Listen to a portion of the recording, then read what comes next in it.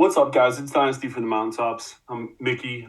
We got Jeremy and Jimmy here today as well. Jimmy, how you doing today, man? Good. How are you guys?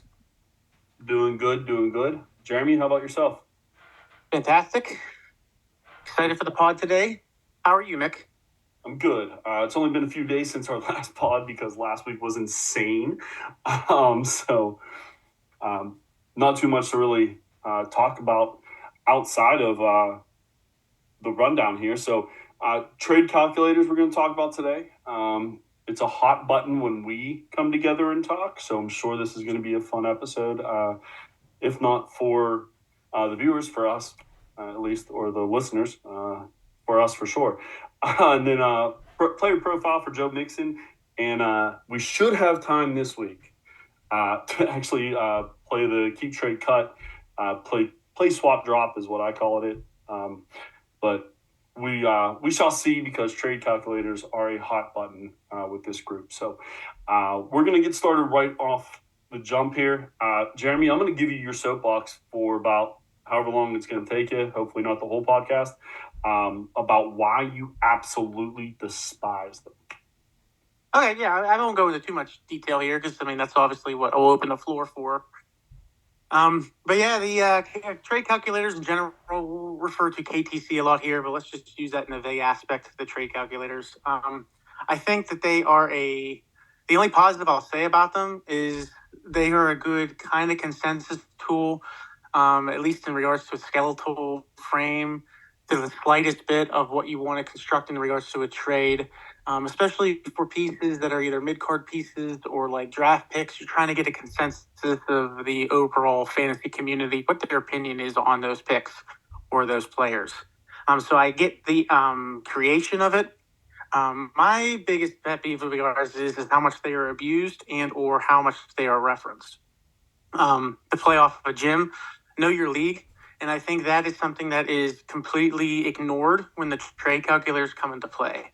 I will say that I have used trade calculators, and again, and the crux of, am I completely off on this or am I completely overpaying on this? And I'll kind of see basically what KCC is in regards to consensus, right? Because that's what it is.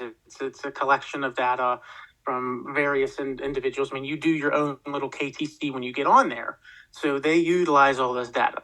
But nevertheless, I think when you are discussing any type of negotiations with an individual, and the minute that they say, yeah, but the trade calculators, that right there is where, in my opinion, it is my biggest pet peeve with them. Because I think the trade calculators do not interplay with the way the leagues are operated, with the way each individual aspect of the league is. We have discussed on this pod in particular the same players going for 3, 4, 5 different prices in all the various leagues that we're in. I just think utilizing it as a consensus piece in regards to trying to get some type of an opinion out there is the absolute max that they should be utilized. But I think they are utilized way more as a crutch and a keystone to some trades, which I think is by far the worst aspect of them. I'll open it up and you guys can go from there. Yeah, man. A lot of what you said, I agree with. I think KTC, for example, is and KTC is probably the biggest one, and that's probably why we're going to reference that the most. Right. Yeah, and general consensus trade calculators, yes, but KTC right. For the vagueness, yeah. Yeah. So the way I use them is, well, when I was originally starting fantasy or Dynasty, I used them all the time because I didn't know the value of Dynasty versus redraft. So they are a very good tool for a beginner. I'll say that first. However, once you kind of get your bearings going, you have your own thoughts, your own opinions. And KTC is really there just to make sure you're not way out of whack with where the consensus is. And if you are, then you might love a player, you might hate a player, but more than likely that trade's not going to get done because a lot of people do utilize KTC as like a middle of the road, if that makes sense.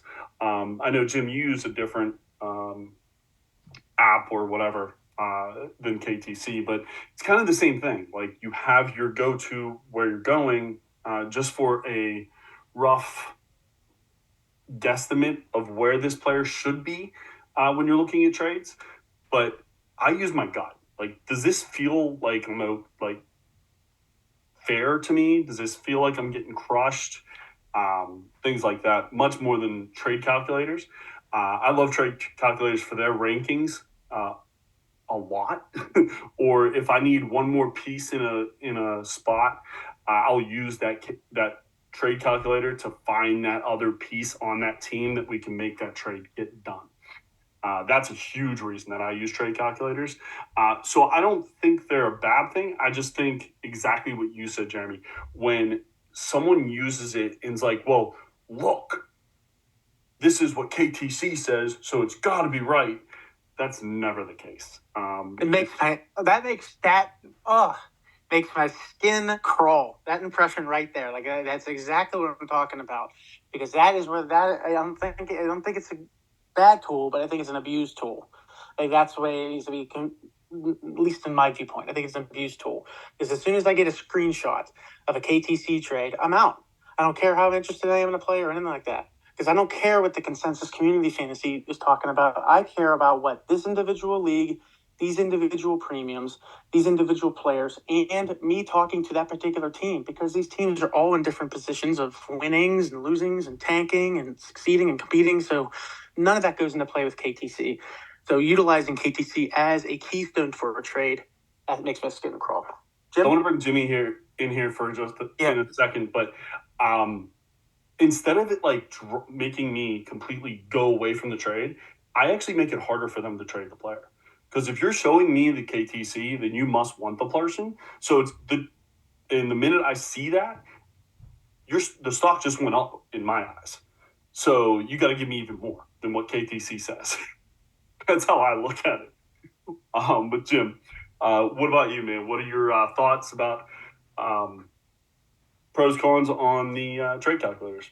I think I don't know if I want to go down the road, because I think you guys did a really great job of talking about it. It's more, I think, trust your resources. Like my wife's mother-in-law bought me a subscription to a Discord. I found them on YouTube and fell in love with just how they discuss, and I play, the same way, which is, process, and I don't players over process is what they would always say. And so then they have a Discord, and I follow them, and Jeremy and I've had debates about this, when I need alignment, I reach out and I pose my group to these two people that I really follow, and I really want their opinion. There is a community there, but I don't care about the community, because I'm following these two guys because this is kind of their careers. This is what they do. And it's not like crowdsourcing like KTC, whatever it is. It's, this is what they do. They're in 50 leagues. They're living it day to day. And so I think it goes back to, kind of what Jeremy was saying too, but knowing your league, 14 team versus 12 team, that affects values. When we have a 14 team league versus our 12 team leagues, I play each league differently. And that's hard to do sometimes. I have to sometimes, what I could get for Puka in one league, I couldn't get in the other league. And I know my 112 team league is very tight. It's hard to get trades done, so I have to be a little bit more flexible on value. So there isn't a perfect app out there to input trade activity, and this owner's a pain in the ass versus this owner's very flexible. So I think those things talking about me there, Jim. Recently, yes, not your entire dynasty career.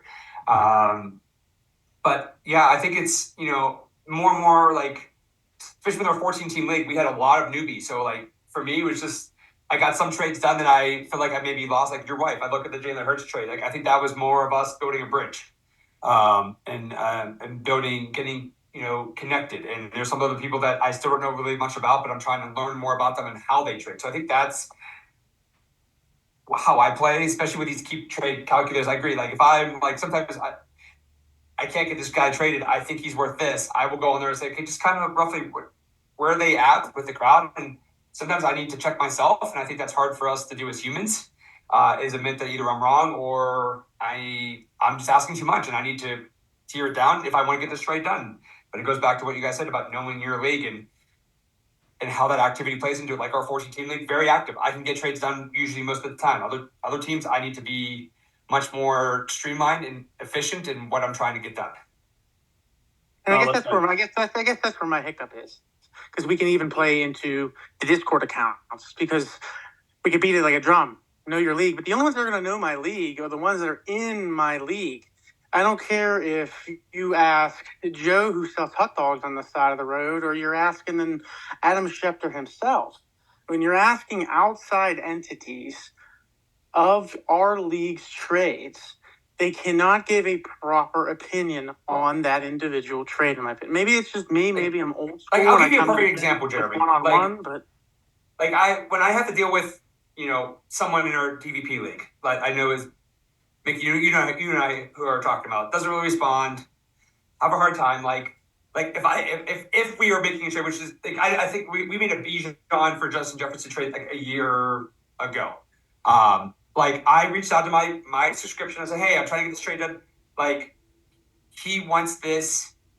What do you guys think? And I got my feedback, I got my answers, but then I also have to keep in mind, okay, hey, this guy's a pain in the butt. So like you're saying that I should probably be asking for a little bit more, but in my mind I know I'm in the ballpark, but I can't negotiate like that. So now I'm taking their information and I know how I deal with this person. So then I'm merging them together in my brain, and that's when I'm making my choices. I'm using alignment here, but I'm making my final choices here. So I'm using both sets of data points, which is experience and people that I trust, and I'm morphing that together to make my final decision on what I want to do with this trade. So that is a great that you make the final decision. Do not let something else make the final decision for you. That is a huge part of what you said. Everything else matters, don't get me wrong, but that point right there is so key into using the trade calculators, the Dynasty Daddy for that matter, or my Discord or the Discord or something like that. You still have to feel it in for yourself that it makes sense or it doesn't. Yeah. For example, like I'm struggling right now. Like Jeremy, I know you and I chatted about the 101. I had someone else reach out about the 101 in our 14 team league, and like I was like, hey, like so I put in the group chat like, okay, 14 team, like I do all the things: super flex, half PPR, tight end premium, running back or per carry, first down, whatever the bonus is, and like I put all that information there so they have all the information when they're making an informed choice. And I was like, hey, the 106 is trying to trade up. The 10, so and so is trying to trade up. Like I'm thinking around like a first. And they said, yeah, like they would want a first, and that felt great. But it's like, it still feels wrong to me. I'm like, God, I'm trading back like 5 spots. Like, I get it. Maybe this year, like that would make more sense. Like, I know I'm not gonna get as much as I have in 24 or 23. I'm like, that's still like one first to trade up 5 spots. Like, that doesn't feel enough to me. But it's like, I don't know if I'm ready there yet. But like, they're saying one thing, but I don't trust it yet. Maybe I'll get there. But also, the community would tell me, which is our leagues, like, hey, either you're crazy or yeah, that's fair, and we'll see more on draft day. But like, I think that's a great example of what it feels wrong. They're telling me one thing, but it feels wrong. So I'm trying to figure out, in between, it's what feels good and what not. Because I still have to make that trade. If I'm willing to trade back 5 spots, so many spots like that, it's worth X amount. It's just, what is our community going to pay for that? We're talking about two different things here, because we're talking about utilizing these resources. Like I have said, even in the KTC aspect. I'm talking about, you make the final deal and everything. Of course you are. I'm talking about when you bring up, for the sake of the example, I'm not saying you in particular, but when you bring it up to me, oh, my Discord people said this, or I get a screenshot of KTC to help support your argument. That is you relying on other aspects and other outside parties to have a one-on-one discussion, man-to-man, is how I look at it. Maybe I'm old school, but I'm old school in regards to, if I'm going to discuss a fantasy trade, it's me coming down to the table with Team A, I'm being Team B, and we're discussing something.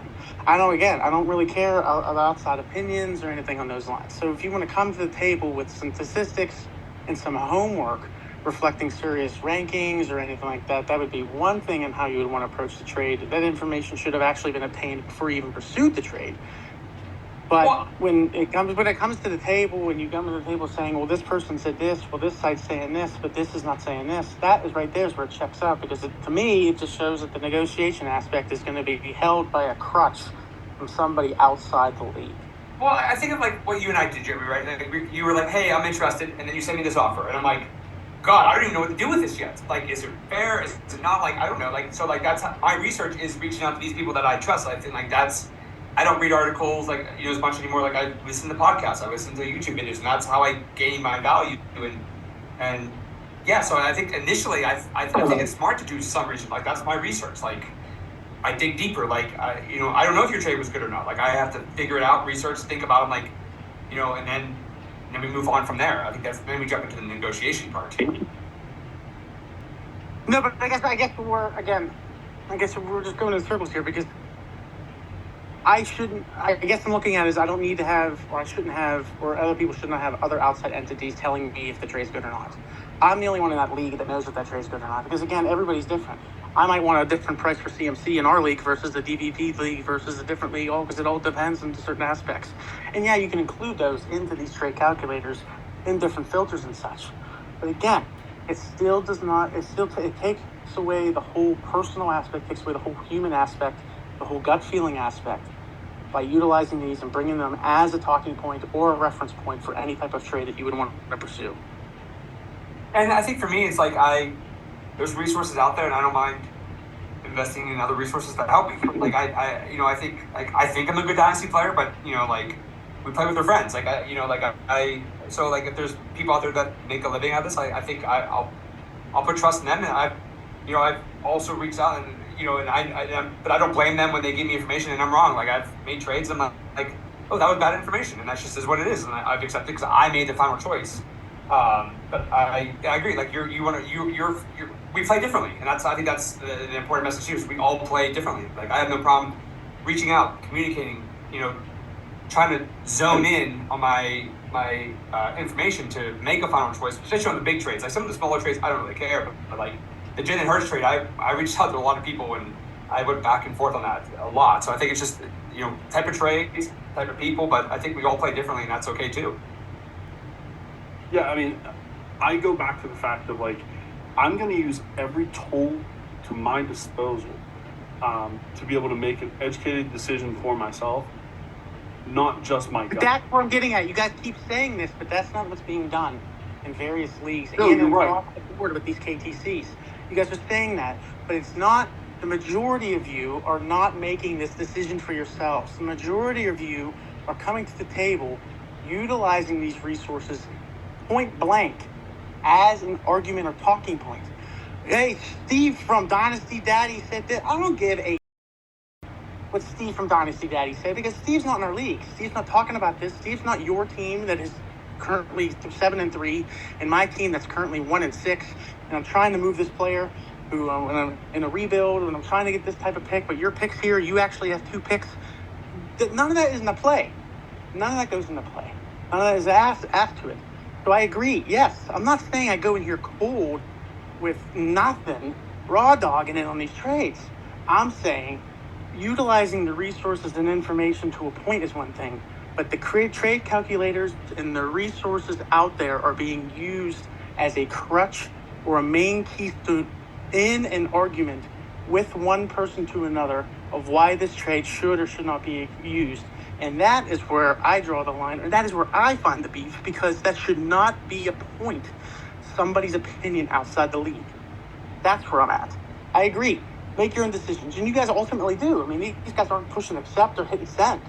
What I'm saying is when we are, if I'm in, and that's just not, again, not with you guys in general, but in anything. If I'm talking to Team A and I'm trying to say, move a player or a pick or whatever, and in that discussion, Team A gives me a screenshot or tells me Steve from so-and-so or Bob on this Twitter account said this, that is where I check out. Because I don't care about what your resources are. I need you, my league mate, who I am making a one-on-one trade with, to tell me why I should or should not give you the pieces and what you want for the pieces that I want. And there's only 2 people in that trade. They're going to know exactly what that aspect is and know what those pieces are, and know what those values are, and know how it's going to impact those 2 teams. And it's those 2 commissioners and those 2 commissioners only. And when those other resources are brought into the conversation as example A or example B or example C, that is where I check out. That's where the disdain comes from me. Because again, I don't care what those other people are talking about. That's a great resource, sure. Thank you for doing your homework and resource. But I don't want these guys write your school paper. I want you to write the school paper. That's where I'm at. that's where I get a little bit off. And I can appreciate that. I guess the hard thing for us to talk about with that is we don't do that. I did that a little bit whenever I started because I was a novice to the game, and you needed a crutch, or I thought I needed a crutch to understand And the let's difference. be honest, like these key trade cuts could be manipulated. No, it's just like I think these like you can get these trade calculators to just find equal value, and that's where I think I agree with Jeremy. Like when I know someone using a trade calculator, like I'll throw in some thirds, I'll throw in some fourths, I'll throw in these Right. players. I can make points. Right, and again, I'm sorry if I wasn't clear. I think I stressed it a few times. This wasn't necessarily a derivative of you. Of you both. I'm utilizing what resources you're telling me and scenarios you're telling me in my examples. I can't necessarily pinpoint one way or another a situation where you two had this happen, but I am saying it happens more often than not in the majority of the leagues that we're in, that the KTCs or the other outside references are used as a point that isn't being moved. If I'm presented with a KTC image of two players equaling one, and those two players technically equal one, or like what Jim was saying, those have been fluctuated or those have been emulated or anything, I know for a fact that trade isn't moving because you have your heart set on this Discord individual or this Twitter account or this Twitch told you this or this ESPN told you that. And once I get those screenshots, when I get those references directly thrown in my face, I know the trade's done because I know we ain't going anywhere because so-and-so outside of our league told you otherwise. And that is where I check out. Other outside entities told you to do or not do this trade. Now your heart's set on reasons of why they told you, not reasons of what you can come up with on your own or reasons specific to the league. Therefore, that's where I check out. No, and I can appreciate that. And I get annoyed whenever I see those as well. It's just some people are new. That's what I was trying to get at, and they need that as a crutch. But if you've been in the league for more than a year, you shouldn't need it. People just don't want to do the work or think for themselves. That's usually what this is okay, well, someone sent me a trade. How close is it on here? It's not close. Okay, we need to do this. And just move on. They don't actually think about it themselves. And I've gotten plenty of those trades, ended up still being able to get them done and not even paying attention to what they sent me on KTC. Basically just ignore it at this point. Because I've already done the homework, I know where it's at on KTC, and if ours KTCs are off because they have been in the past, then they haven't adjusted their tight end premium, or they're not looking at Superflex, or something's wrong on their end or my end, where we need to figure out that first, and then get back to the trade and figure it out on our own. And I agree with you 100% to figure it out on your own and but to use these as help in that decision makes sense as well. But as soon as it gets thrown in your face, I 100% agree. It is one of the most annoying things in fantasy is when people aren't really thinking for themselves. They're just being like, hey, look, this is what's supposed to be fair. And I'm like, okay, I'll give you 5/4 for a first. How's that? And obviously they don't respond to that.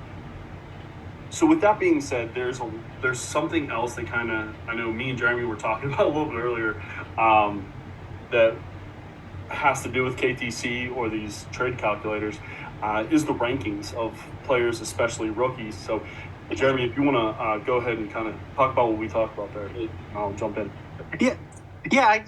Just for the crux of it, going off of a KTC rank or any of the other ranks that have been dropping, there is a saturation of rookie hype, which I get it. We're starving, especially us individuals who either A, we're out of the fantasy playoffs, or B, your team is out of the real playoffs. I get it. But like the rookie hype tends to get really saturated these days until April hits in the draft.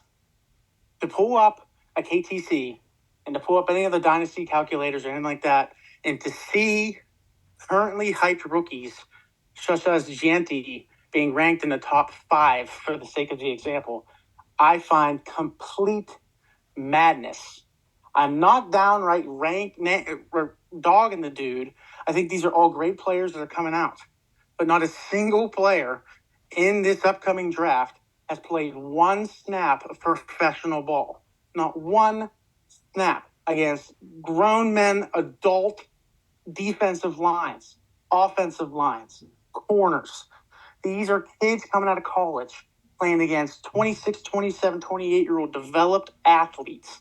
Don't tell me Alshon Jeffrey, who has no idea where he's going, no idea where he's being drafted, presently advising he is not doing the combine, simply sticking to his team day. Don't tell me that he is a top 5 running back over the likes of a Saquon Barkley, Kyron Williams, Devon A. Chan. You can't tell me a dude where you have no team knowledge where he's at. What is individuals going to do if he gets drafted by Cleveland? What is individuals going to do if he gets drafted by Titans?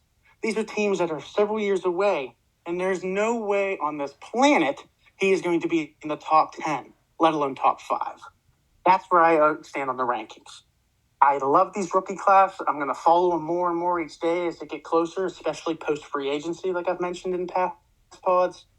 But don't tell me Alshon Jeffrey is a top 5 dynasty running back without knowing a single thing about him in the pros.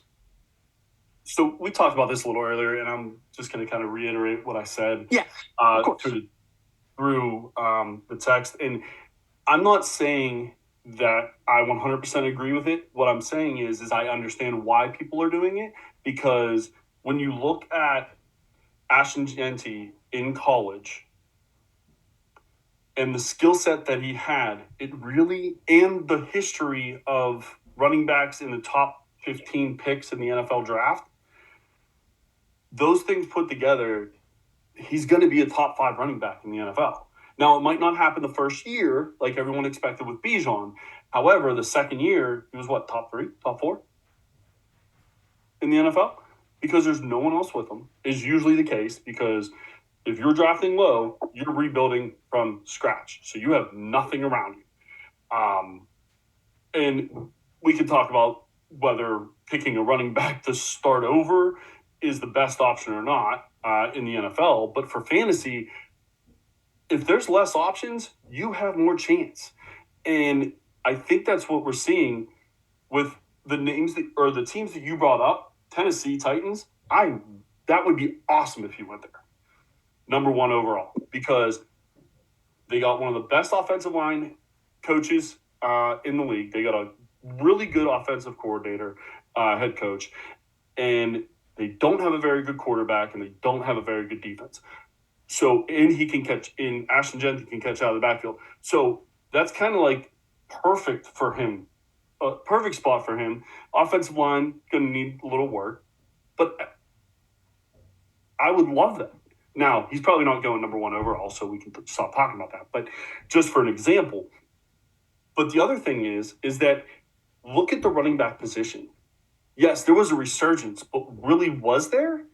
Outside of Bijan, Gibbs, who were drafted in the same class and are young, Saquon, who is probably the one difference here, and then you had Kamar, who had a good year. You had Henry, who had a good year. You had Connor, who had a good year. You had Josh Jacobs, who had a good year. Like, they're all a little bit older. So I'm not ranking an older running back higher than a rookie who's coming in who is set. Like I said before, if he's a top 15 pick, he's almost a guarantee to be a good running back, and that's all you needed. Now, I am a Achane fan. I love Achane. However, when you look at the stats, it was a lot of receiving, not so much rushing. So I put him in that area right there. I don't know who I would pick because of where I don't know where Alshon Jeffrey is going. But that's kind of the spot that I put him in already, is top 4, 5, 6, right in that area. I've never been a Kyron guy, to be honest, because he does get injured. But I understand that the logic if you want to put him in front of Jeffrey as well. But there's not many other guys out there that you can make a case for. All right, Jim. All right. Just hold on. I got to step in. I am boiling here. Jim, I'm sorry. Hold on a sec. You literally not only hyper-focused on 3 total random names I mentioned at running back vaguely off of our text messages. It's like our first channel number again. I didn't speak. But you just helped my argument. You just gave me 15 different reasons why Gianti to the Titans would be a fantastic fit. When, let's bring it to our viewers, who 4 hours ago, you told me flat out via text message, none of that matters. My argument in this entire thing is you can't rank Gianti without knowing all this stuff. And you just told me 5 reasons why Gianti would be great for the Titans, from offensive line to coach to coaching to no quarterback. So that is completely madness that you are going to argue my excuses for your point when you deem yourself different than mine. I am simply saying, and you just said, you can't rank Gianti too much higher because you don't know where he's going. Exactly. The fact that we have these rookie players in the top 10, 20 against actual proven players. I don't give a crap about skill. I'm taking Monty. I don't care about his age, but I'm taking Monty behind that offensive line and that running back committee right now over this present time, over the God knows unknown landing spot of Gianti, what committee he's going to be a part of, what landing spot he's going to be affiliated with, what team, coaching, offensive need, rebuild, contender, if he's going to get drafted via where his spot is, if he's going to get traded and drafted, you don't know any of this. You can't tell me Gianti is going to be a top 3, 4 back in my current rankings when you're telling me 5 reasons why he would be higher or lower. That's my point. Gianti is a great talent. Gianti is a young, skilled back who is going to be successful in the league. But to tell me that he is presently the 4th best success rate possibility when he doesn't even have a team, let alone a line, let alone a position, let alone a helmet in the NFL is madness. So, Jim, I'm going to have you jump in here in just a second. But that'd be great. Yeah. However, what I said about the Titans was only because that looks like one of the worst spots for him to go. I don't care where he goes. He can go anywhere out of 32 teams, and he will succeed. And the reason for that is because I've seen him in college, and I've seen the skill set, and I've also seen the pedigree of players who have been drafted at number 15 or higher succeed in the NFL. You can't use Bijan as an example. I don't need to. When I'm telling you, you used Bijan as an example earlier in your topic as well. Can't use Bijan as an example because no, he did not rank as a running back for his first year. He was a rookie. Exactly. You're using my points to help me. I know this. You can't say, you can't show me Gianti in 2029 and say, I told you he's an RB1. You can't tell me that. No, I'm talking Bijan right now. Pre-draft was the number 2 running back.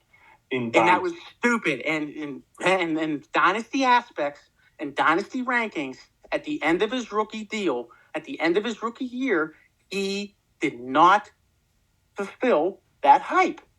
For 1 year. And that's what I'm saying. He didn't fulfill that hype because he was a rookie, because it was a team, because Arthur Smith doesn't know football, because of all this stuff. So all those things were added into there. So that's what I'm saying. Before he gets a spot, you can't rank him in the top 5. Bijan was a prime example. He got ranked in the top 3. He didn't fulfill top 3 numbers. He did the following year. We're not talking about a year after RB1. We're not talking sophomore year running backs. We're talking running backs pre-NFL draft, pre-combine, being in the top 5. That's what we're talking about. Oh, my. I think you guys are having 2 different conversations. Like, Jeremy, I think you're coming at it from more like an NFL GM, and I think, Mickey, you're coming at it more from a dynasty manager.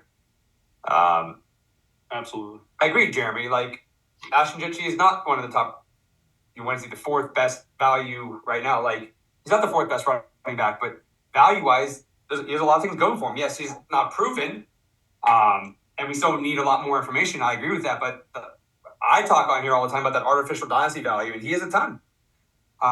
They know the name.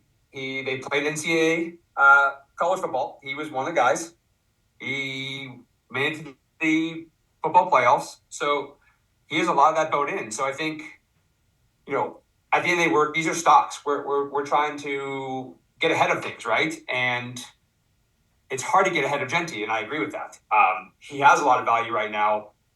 I don't know how much, if you would trade for the 1-on-1 right now, I don't know how much more value you could get for him. He's kind of at his peak, fair or not, but it happens every year. Marvin Harris was the same way last year.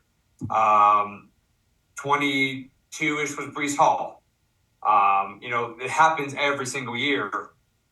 So we're just trying to get ahead of it and trying to find, if he hits, great. If he doesn't, yeah, it might cost a lot, and that's where you have to decide. Like the 1-on-1 for me, like I have it, so yeah, I'm taking Genty because he has the most hype, and if he hits, great. If he doesn't, he's still going to hold a lot of value, and I can flip him in a year because Bijan. I think Bijan's a great example. He came out with so much hype, and he was just okay. His stats might be better than what we thought, but from the eye test, it was just okay, and we didn't like that he was sharing carries, and there's a lot of things that can go wrong. There's also a lot of things that could go right. So I think you guys are both right. It's just how we look at things. So to bring up the point that you said about Bijan wasn't very good his rookie year, what did he do this past year? Yeah, and he took off, and then he looked a lot better. Right. And I agree with that. Yeah, so the value of Genty being the number 4, and I'd probably put him 5 or 6 to be honest, but no lower than 7 for sure. Because there's just not enough running backs out there, and you can. Can we rephrase that? There are a lot of running backs out there. There's not a lot of special ones. That's the issue. There's a lot. We talked about this earlier in the year. There's a lot of running backs right now averaging 14 points a game fantasy wise. Outside of Saquon, there's not a special one anymore. Well, and that's where I guess where I'm confused. I don't know how you guys can identify this individual so special when you have zero clue what team he's on. It doesn't matter what team he's on. We're not identifying. Saquon was special when he was with the Giants. He still had very good seasons. Did he get hurt? Yes, unfortunately. But that how special he was, became magnified whenever he did have everything else around him. So he went from special to elite. But he was still special. He's always been special. He got drafted. Right, and I guess that's where I'm at. Because like that example you just gave, fantastic. It shows what team he's on helps support that. So by making you guys, everyone is hyping Genty to that Saquon on Eagles level, which we have no idea even if he's close to even half that capable. That's what I'm talking about. That example right there. So let's beat that one to death because that's what I'm referring to. Well, okay, so like a couple things here. And these are serious questions. I'm not critiquing. Like these are serious questions because if we are totally different topics and conversations here, I guess I need to understand where I'm at. Because you guys are telling me that Genty, vaguely here, you guys are telling me that Genty is the Barkley on the Eagles running back here, and I am looking at him as this might be Barkley right when he got drafted at the Giants, and let's wait and see it before he's at Eagle level. And to put him at Saquon at Eagle level when he's a Saquon on Giant level, I think is ludicrous. Well, I think it's this. And maybe I have. Let me see if this comes out right. Like, and Jeremy, you and I have talked. Like, you're not a huge Genty fan, so that's probably clouding some judgment. I guess I'm not a huge running back at the elite volume or the elite value of what he is. That's where I'm at. If Genty was like a Brooks level and he was like going to be touted 5, 6, 7, sure, I'm all in. I in the dynasty aspect don't see the value of a running back as high as other people do. I guess is where I'm at. If I'm spending on 101, I'm spending on something else. I think a couple of things. I think it's running backs are less affected, right? Like, yes, there's some data around if they go top 15, then how they produce is almost a guaranteed hit. I agree with that. But I think Barkley was a proven one. Quarterback does not matter as much. Offensive line does not matter as much. We thought Gibbs was in a bad landing spot, right? He has to share, and it worked out really, really well. I know it's not a running back, but Brock Bowers, the same thing. Like, I think some of these players, like, especially more the running back position, like, it's not as affected as, the receiver. They need a quarterback. I got to think of Luther Burden coming out. Like, Missouri's quarterback play was so bad. and it affected his season greatly. Where some of these guys, running backs, it just doesn't matter. So all we're trying to do is project. The reality is that the running back market does not have special players right now. It was Christian McCaffrey. He's hurt. He's aged now. Barkley isn't. And then he's coming off 2,400 yard season, 400 touches. What do you think the odds he's going to get hurt next year? Probably pretty high. We're craving special. We think this running back class is going to produce that. So it's and Jeremy, we're not saying he's special. The community is. Keep Trade Cut is saying he's special. So what is that? How do I play on that? I'm trying to trade him, or I'm going to draft him, and I'm going to take advantage of that built-in value. And running backs need to hit out of the gate, but they're still going to hold value because A, they're on cheap contracts, and if they go high, another team is not going to probably draft the running back, so he's going to get volume no matter how good he is. For a couple of years, think of Najee Harris. First round, he had volume for 4 years, and now he's moved on. So yeah, Genty might not be special, but if he goes that high, he's probably going to be at least a good to elite producer for the next 4 years based off of data. And I think that's all we're trying to do is either I'm trying to get ahead of it now and buy them possibly at their cheapest point, or I can wait, like what you said, you want to see it first. But at that point, you're going to be paying a premium, and I play differently. I'm trying to get ahead of it, and I don't want to pay the premium because I can't afford to. I'd rather try to get ahead of it. If I'm wrong, I'm wrong. But when I'm right, I'm either going to make that back on my wrong picks and increase my value when I can trade them because they hit. Maybe I'm dyslexic because you guys are literally arguing in circles. You're telling me that these players, when they go to better teams, it helps them and everything like that. But then you're also telling me that quarterback play and coaching and low offensive lines don't matter. So it's like, it's like, again, you guys are talking in circles here. You're telling me one things matter and then one things don't matter when all of it matters. I don't care. It all matters. If you take Janty and you put him on, doesn't matter. Yeah. What we're saying. Like, I agree. Justin Jefferson, Jamar Chase, what makes them elite is they have everything. And then you have someone like Bijan Robinson, who is very good, but he didn't have everything working for him. He had to share with Tyler Algier. He's had quarterback issues. Like, yes, these things don't matter, but if you want to get to the elite, you need everything to connect. Like, I think of Brian Thomas Jr. We talked about this. I think his ceiling is much lower. I think the talent is on par with a Jamar Chase, Justin Jefferson, but when you have Trevor Lawrence throwing you the ball and you don't know who your coaching staff is, that is going to just lower your ceiling and prevent you from getting to that elite status. So, Jeremy, let me ask you this question. In a dynasty ranking, would you have Saquon Barkley number 1? Probably no. Okay, who would you put number 1? Because he's the best running back in the league. You guys are putting me on the spot here. I'm just curious. That's all. I wouldn't either. I'd have him like 4 or 5. He's someone I would want on my team, but I would not be trying to trade for him right now because of his age. He's a little bit older. But I'm worried about what's coming next season. I'm getting. Okay, so I guess let me word it this way then. Here. Gianti is not someone I'm trading for because of his unknown and his current value. You're telling me that I'm going to wait and see and then pay top tier value. When on earth is the top tier value going to be higher? Right now, like you're telling me, at least unless he pops off, top tier value is right now.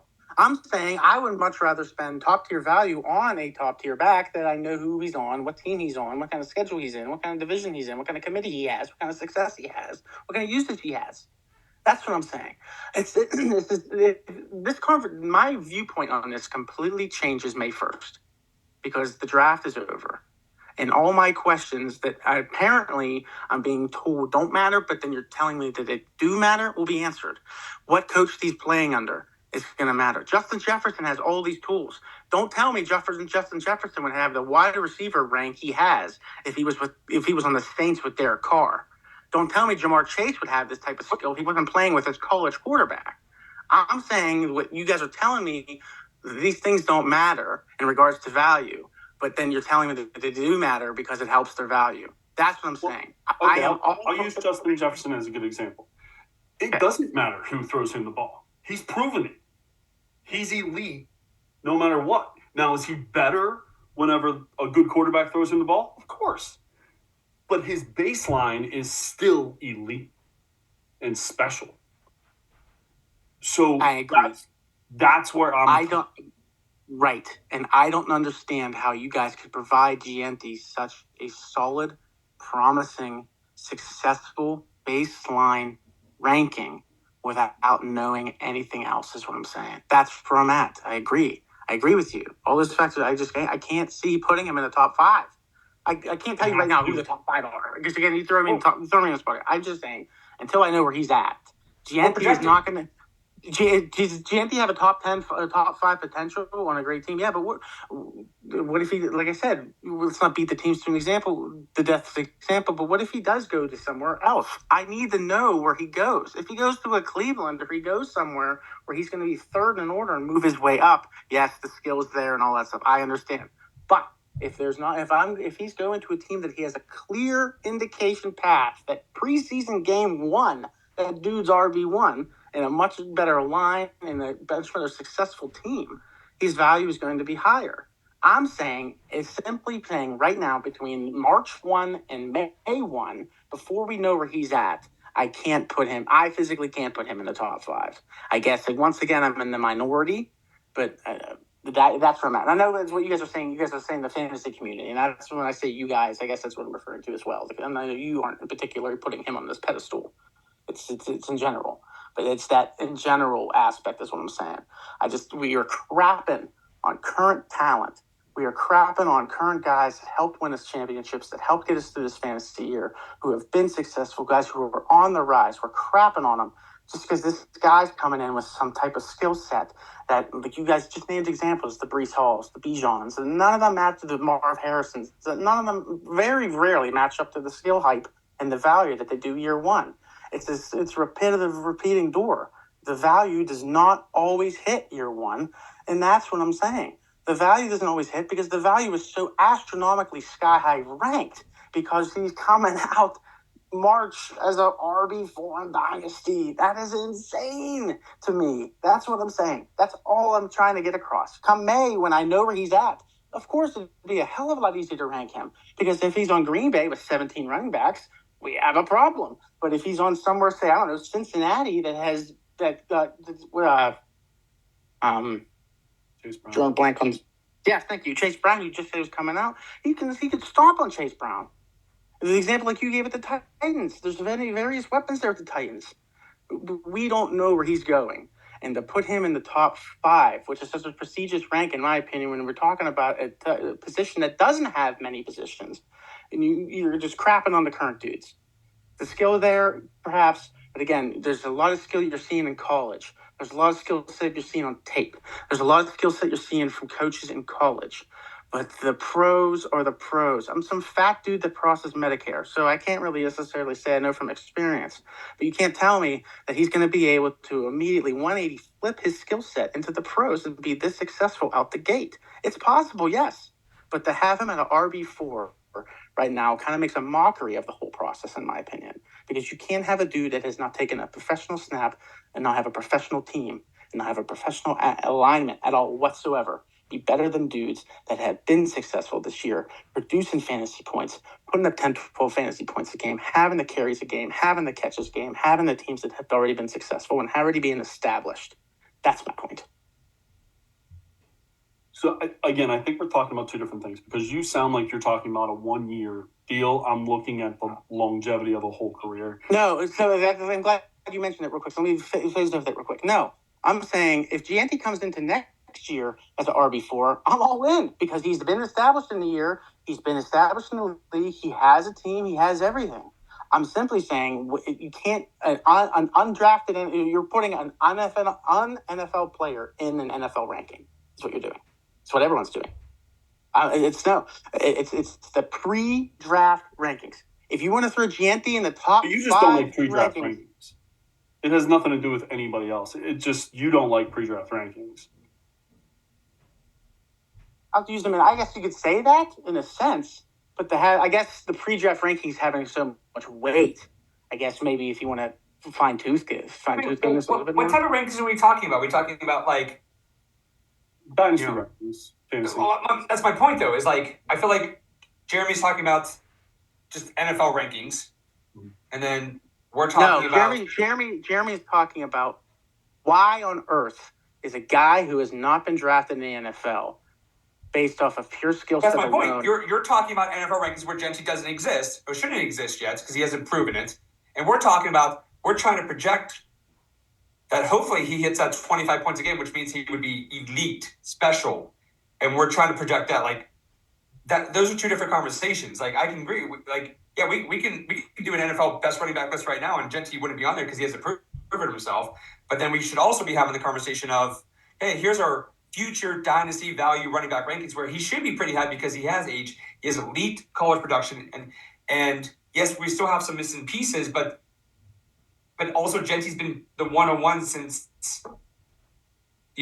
June when all of our rookie drafts were done. Like he was ready to go. Like yes, he did separate himself, and there was some confusion on who that was going to be, but he separated himself very quickly when he came out in August and had that 200 or 300-yard game for week one. Like he was the RB1 and the number one player of his class from week one of college last year. I disagree with that analogy. I don't feel that I'm looking at it in an NFL perspective because I'm saying I'm looking at it in a dynasty perspective, and I can't take a dynasty perspective ranking seriously when guys not based off of pure just assumption are higher than guys who have been proven. I'm taking a running back. Go ahead. No, it's just that you talked about this. Like you haven't jumped in yet. You're waiting to get going with this rookie class, and for me, I've jumped in. Well, I mean, obviously with our 14-team league, I've jumped in since August of last year because that's all I could look forward to.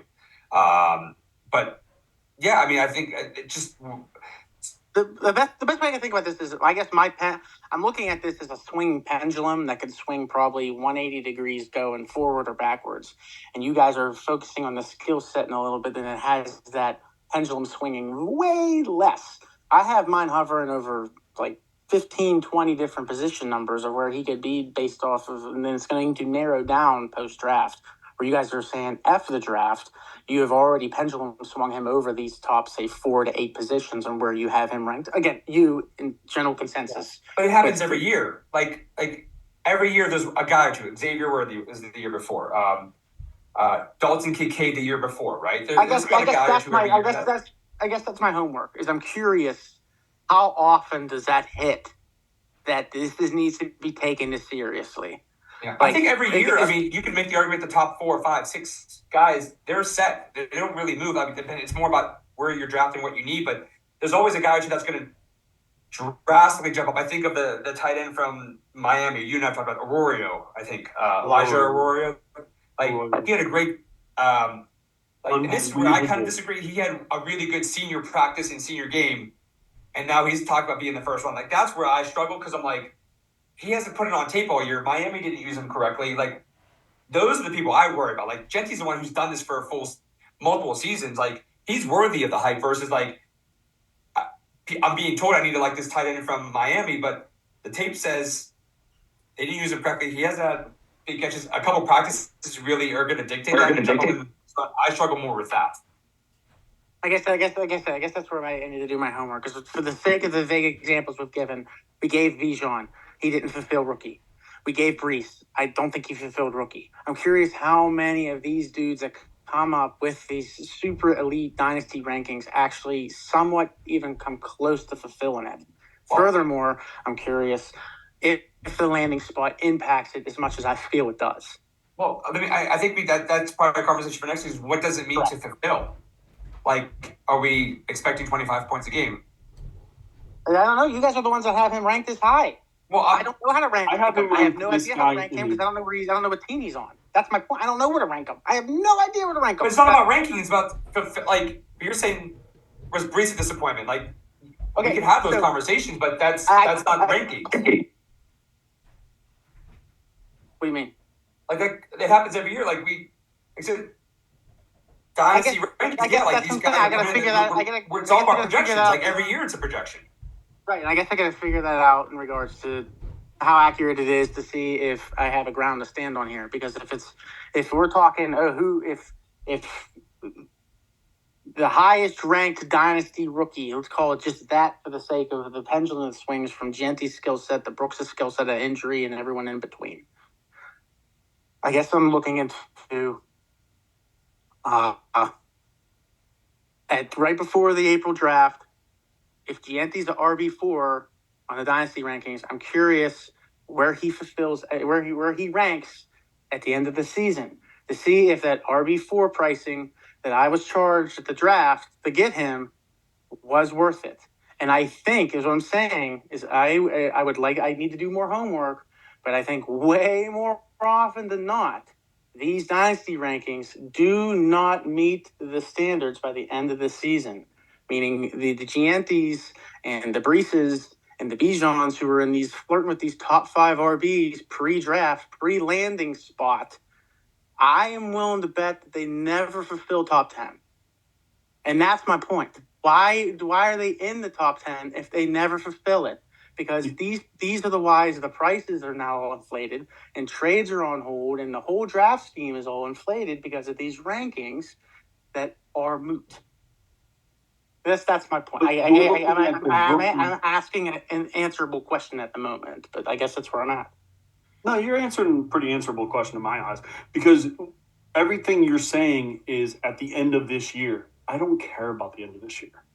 It's what's he going to do for me in 2, 3, 4 years, as opposed to the rest of these running backs. And that's why I rank him already, without knowing where he's going, ahead of 80%, 90% of all of these other players.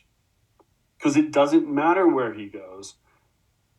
In my opinion, I have him already ahead in the top 6, 7 players in his position. Now, if you go somewhere even better than the average spot, he's going to maybe be moved up to 3 or 2 or whatever. But until then, I'm still comfortable putting him at 6, at 5, or whatever that number is. I don't want to put Kamara, who is 30 years old, ahead of a 22-year-old running back. It just doesn't make sense to me in Dynasty. Now, will Kamara have a better year than Genty next year? There's a possibility that's true. I don't care. Because Kamara has 2 years left max. Genty has a decade, possibly. The reality is this, I'm looking at just our golf league and the average points. There were only 3 guys that averaged over 20 points a game. And with this running back class, we hope. But that's what we're banking on. We need difference makers in these leagues. We need hammers. And, Genty, Amarion Hampton, Caleb Johnson, so-and-so, if they go in the first round, if they go top 15, there's enough data to support, they're probably going to be. And that's all we can hope for, because there's a lot of good running backs. There's no difference makers. And all we're hoping is, I think we could all agree on that. We hope Genty's a difference maker. If he's not, we're wrong. But I will keep swinging, because I will always say that's still the cheapest way to acquire top-end guys on my team is through the draft. Yes, there's more risk, but I also don't want to pay top dollar for these guys. Right, because if he does hit his rookie year, oh God, you won't be able to touch him. Yeah. So, anything else you wanted to say, Jeremy? No. I think Mickey, you really helped glue a lot of this conversation with your last comments maybe 3 minutes ago. I do want to give you credit on that, because it does seem to make sense a little bit more what you're referring to. It seems as if I am locking in dynasty rankings at the beginning of the year. And okay, he told you so. But I mean, you're bringing up very good points in regards to comparison. So, like I said, you did help glue this conversation a little bit here, because a lot of this was questions. Because again, I feel that I'm in the minority here. So, educate me, gents, and you did. So, Mick, thank you on that. I mean, that was a good bit of helpful information there. Jim, do you I'm sorry. We weeded through the BS. Yes, you filtered it very well, and you nailed it. So, well done. And rebuttal to Jim, to your point, I agree, but I guess that's what I'm saying is if I have a 101 as well in the league. You have a 101. That's great. Yes, the time to acquire these pieces is in the draft. Yes, that's what I'm saying. My point is, I guess that's what I'm saying is, where I was going at was, like Gianti's on this pedestal of RB4, RB5, but like it makes a little bit more sense now that Mick mentioned what he did. I guess is what I'm trying to say. So, yeah, Jeremy. So with that being said, we obviously don't have time to do the keep trade cut, play trade drop game, whatever you want to call it. But I thought it was kind of important to discuss both of these aspects because they kind of go together. And trade calculators are very liquid, as I like to say, because if one player has one good week or you hear one good thing, they're going to jump up 20 spots or overall or 2 spots in their position. So I think they kind of work in hand with each other. So I'm glad we were able to have that conversation. And so if you guys don't have anything else, we've run out of time. So for Jeremy and Jimmy, this is Mickey. And it's been Dynasty from the Mountaintops. Check us out on YouTube, Apple, Podbean.